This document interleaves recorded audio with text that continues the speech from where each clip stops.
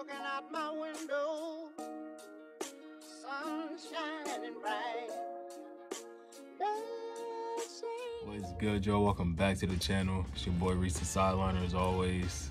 Last night, look, I'm hyped, bro. My name Tyrese. We got a couple of Tyrese in the league right now.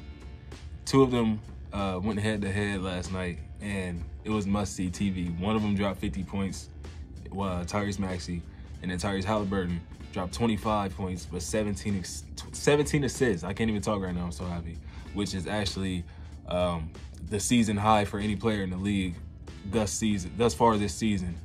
It was like I said, it was must-see TV. You definitely, if you didn't watch it, you definitely want to go tune in to that, see how that took place. He dropped 50 points and only hit 3 free throws. Like, it was crazy, bro. 7 of 11 from deep, and he also finished the game with 3 blocks, bro. All night, he was just hitting tough shots, getting to the rim with ease, and showing why he, not James Harden, is actually the perfect mode of player that you want around a Joel Embiid. His shiftiness and his agility is in the top 15, top 10 of the league. Especially when you consider how quick his first step is and how fast he can just get down court on the fast break. While Joel is more of the slow and steady wins the race type of pace player. The growth that Tyrese has made in finishing around the rim, which I've spoke on very much over last season. If he was just able to get under control around the rim, he could be nearly unguardable, and we saw that happen last night against Indiana. The bag is definitely getting deeper though, bro.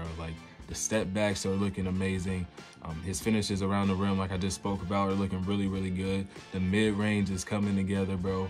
I really, really like what I'm seeing from Tyrese Maxey, bro. And I didn't know he could boogie like that, bro. I really didn't know he could get down like that. He did all this, though, while Joel Embiid had nearly 40 points. Joel had 37 and 13 last night, and Maxey still was able to drop 50. So this duo is already by far more lethal than what James Harden and Joel Embiid were, especially when you consider the fact that they're both averaging 25, 5, and 5. Both Tyrese Maxey, I said that, you heard that correctly. Both Tyrese Maxey and Joel Embiid are averaging 25 points, 5 rebounds, and 5 assists through the first 9 games that they've played through this season. They've won 8 straight games, bro. They lost their first game and haven't looked back since. I will say, since I am speaking on the Sixers, get well soon, Kelly Oubre, bro. That is terrible news. You never want to hear about, anybody getting hurt, but especially in the way that he got hurt, bro. You never want to hear about that. I really hope that, like I said, he gets well soon, he heals correctly, and whoever did it, yeah. I really like what I'm seeing from both of these teams, though. The Sixers, like I said, they just won 8 straight games, so they're the hottest team in the league right now. And then the Indiana Pacers, on the other hand, are reinventing or reinvigorating that 7 seconds or less play style that Steve Nash and Mike D'Antoni were, very successful with in the early 2000s. So it's really, really fun to see, bro. I'm really enjoying this NBA season to begin. I'm really enjoying it. There's a lot of scoring last night, albeit it wasn't, really divvied up between the team. Like I said, Joel Embiid had damn near 40. Tyrese Maxey had 50, and then Tobias Harris also had a solid game, 18-9 for the game. 31 or more points were scored in every quarter by the 76ers. So that just goes to show the kind of groove that they've been in this past week and a half of basketball. Look really, really comfortable out there on the floor. Tobias Harris, he's looking a lot more like himself. Re-becoming, should I say, a threat scoring the basketball as opposed to just spotting up out there. And then Nicholas Batum has been a great addition for them, especially defensively. His versatility is going to be huge for them come playoff time. He had 3 blocks last night, and a couple of them came on dunk attempts. I can go on and on about both of those teams. We know the magnitude of a Joel Embiid and the rising star that Tyrese Maxey and Tyrese Halliburton are. And I was wanting to drop videos earlier on about these two teams, one separately for each team. I've been dealing with some real life stuff, bro, so that's why I haven't really been in front of the camera. It's been mostly gameplays coming out.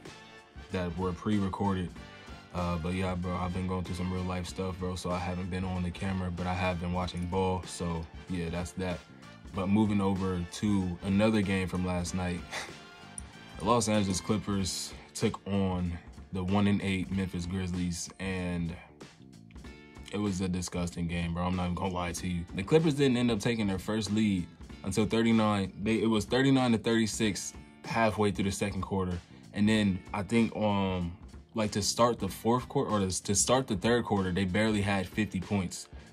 For a team that has Kawhi Leonard, James Harden, Russell Westbrook, and Paul George, Norman Powell off the bench, Terrence Mann off the bench, for a team that has all these guys that can put the ball into the basket, they're just not doing that.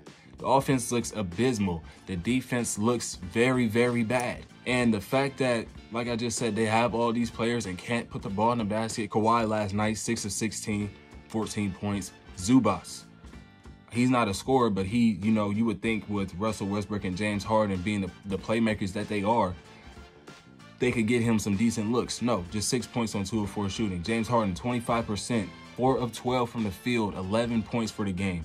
He has looked by far the worst out of the bunch. Russell Westbrook, 5 of 13, just 12 points for the night.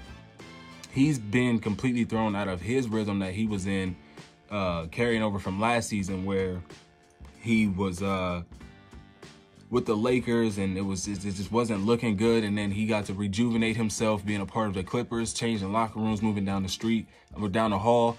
And they just really put him back in that situation where he has to either come off the bench for this to be successful or he just can't be a part of the team. They did that to themselves, bringing James Harden, who they know is a dribble type of guy. Yes, he can score. Yes, he can facilitate.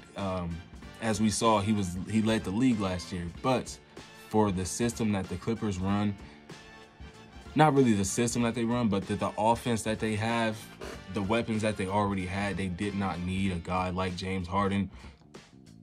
I can't even say that, bro. Like, because James Harden is a hooper, bro. He is a bucket. He is who he is. But he's not the James Harden as of late. Like, you saw it numerous times last night, his athleticism, his quickness, which he used a lot to get past defenders and, you know, get to the rim early on in his career and even in Houston. That's all gone. The only thing that he has to rely on now is hitting shots. And as we could see from last year's playoffs and then coming into this season, he can't hit a shot. I don't know what it is, bro, but it looks bad. Paul George, 26 points, 7 assists, 7 rebounds. He's the only star on this team that still looks like himself following the trade. Minus that first or second game where he went 2 for 11, but last night he played like Paul George is supposed to play. Terrence Mann off the bench, 7 points in 27 minutes. That's not going to cut it. Norman Powell had 20 off the bench for them, and that was really all the life that kept them in the game. They only lost by 4, but it could have been a much bigger deficit. The Clippers with James Harden on the floor have been abysmal, a minus 67, bro. And with him on the bench, they've been a much improved plus 24. And that essentially means that's the scoring trend for when James Harden is either on the court or when he's on the bench. They're getting outscored by 67 points when he plays, and they're outscoring opponents by 24 when he's not playing in the game. So he isn't the whole problem, but god damn, bro, it's looking bad, bro. It's looking bad. But I'm ending it right there, bro. 1-8 Grizzlies beating the Clippers, bro. Absolutely terrible. They signed Bismack a few weeks ago, and he outplayed Zubac. 5'8" Jacob Gilyard is starting for the team, and then they shot 31% from 3 as a team.